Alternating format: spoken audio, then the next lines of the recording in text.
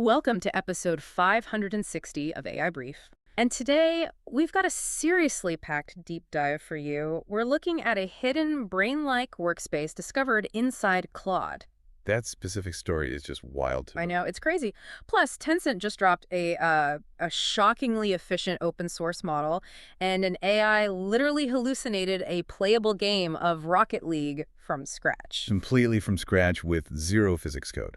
It blows my mind. And of course, we will hit the rapid-fire news and trending tools to, boost your productivity. Today is really all about looking inside the black box, I think, from how these models actually think to how they're simulating reality entirely on their own. I mean, you hit the nail on the head with that black box comment, which transitions perfectly into our first story about peering inside Anthropic's Claude. So Anthropic researchers just found this unprogrammed internal workspace inside Claude. Unprogrammed, that is the detail that gets me. Totally. They're calling it JSpace, and it just emerged entirely on its own during training. Like it just built its own little room to, think in. Pretty much. To make it relatable for you listening, think of JSpace as Claude's internal scratchpad. Oh, I see. It's where it holds active concepts, notes it takes for itself that you never actually see on the screen. So it's the stuff happening completely behind the scenes. Absolutely. And they ran this fascinating experiment to prove it. So Claude was thinking about a math problem involving legs.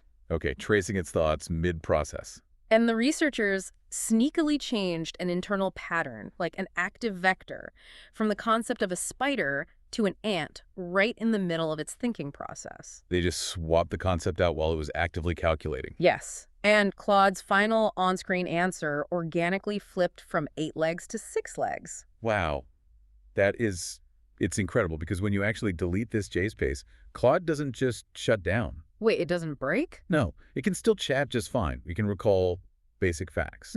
But its complex, multi-step problem solving completely collapses. That is so interesting.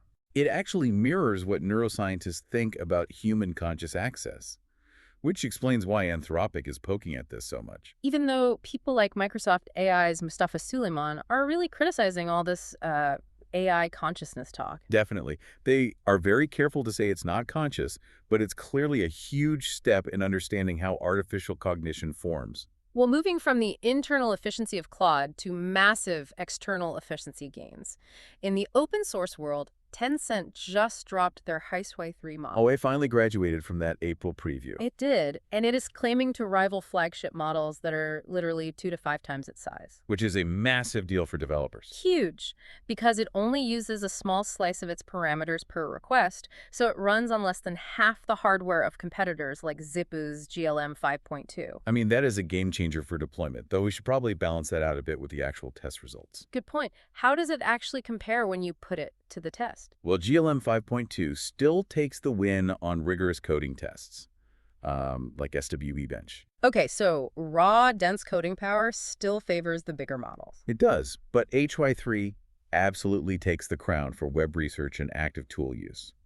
And the really clever part is the license they chose for the release. You mean the Apache 2.0 license? Yes, it completely bypasses all those regional bans that were locking developers in the EU, the UK, and South Korea out of earlier Chinese models. So anyone can just grab it and build, which really makes you wonder about the state of the global AI race. It really opens the floodgates globally. Like Anthropic CEO Dario Amodei recently said Chinese models are only maybe 6 to 12 months behind the absolute frontier. And Edge 3 doesn't really break that timeline, but it makes deployment so incredibly compelling. It just lowers the barrier to entry for complex systems everywhere. So shifting gears from generating text and tools to generating entire interactive worlds. This is the mind-bending one we teased earlier. It really is. Yeah. Qtai and General Intuition released an open-source world model called MRA, and it is running a live 4-player game of Rocket League at 20 frames per second on a single NVIDIA GPU. Wait, just a single GPU for all of that? Just one, and you have to understand the leap here. There is no game engine, no physics code, no human gameplay data. That is, how does it even know how the cars move or bounce? It learned purely by watching 10,000 hours of AI bots playing the game against each other. It operates strictly on next frame prediction. Like how a language model predicts the next word, but with pixels. You got it. It absorbed the rules of physics entirely through observation.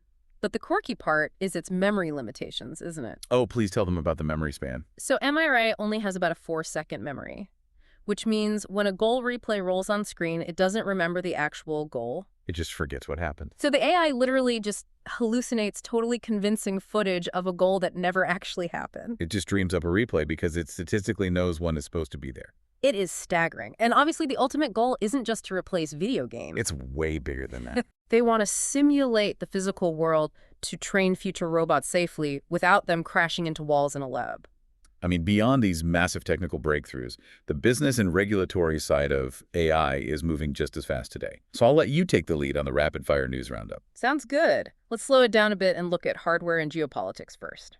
We are seeing China really push away from U.S. silicon, alongside Tencent's Aichai-3, make one fully open-sourced LonCat 2.0. A trillion parameter coding model. Yes, and it was reportedly trained on 50,000 Chinese chips, rather than NVIDIA GPUs. Which is a huge contrast to NVIDIA's own reported struggles right now.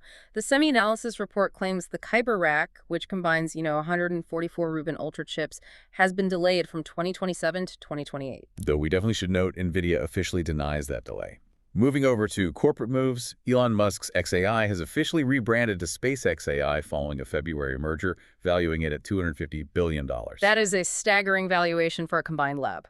Truly massive.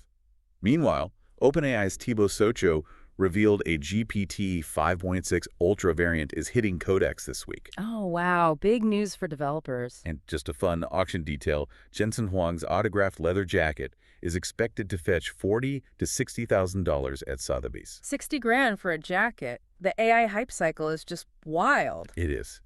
Finally, looking purely at the facts of regulation, we have two major legal shifts.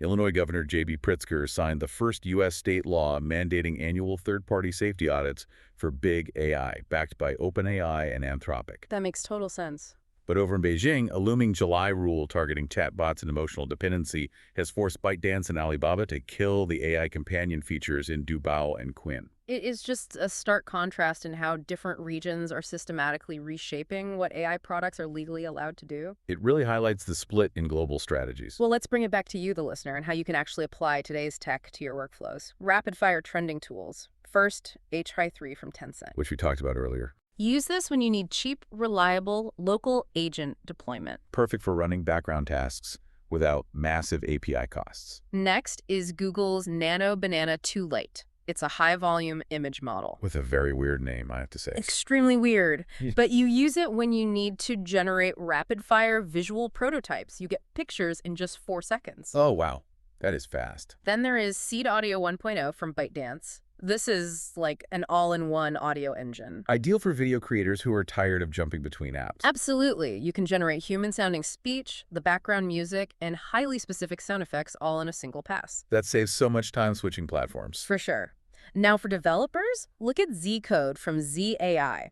It's best if you specifically want an agentic setup tuned for GLM 5.2. So it actively plans and tests code on its own. Yes, exactly. Then we have Fuser. This is for building vibe code apps, sites, and games directly on an AI canvas. Very cool for visual builders. And marketers, check out Sinew Design. Instantly build beautiful branded landing pages using AI. A lifesaver for ad campaigns. Finally, OpenParser. Massive time saver for researchers. Just ask a question and let the AI find the answer across all your docs, databases, and websites simultaneously.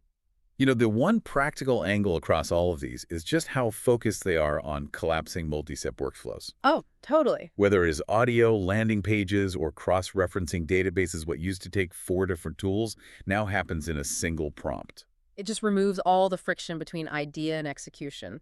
Well, the sheer pace of the developments we covered today is just wild. Truly a lot to process. From Claude's internal scratchpad to AI hallucinated video games. It underscores how this tech is reshaping our interaction with machines. But before we wrap up this deep dive, I want to leave you with a thought. Think back to AR Getty generating that video game. Right now, it hallucinates replays because it has a 4-second memory. But what happens next year when its memory expands from 4 seconds to 4 days or 4 years? That is a terrifyingly cool thought. If a neural network perfectly simulates our physical reality in real time just by watching it, eventually we'll have to ask how we know what's real and what's just the machine predicting the next frame of our lives. Something for you to explore on your own. Be sure to follow and share the podcast to stay ahead of the curve. Thanks for tuning in, everyone. See you in the next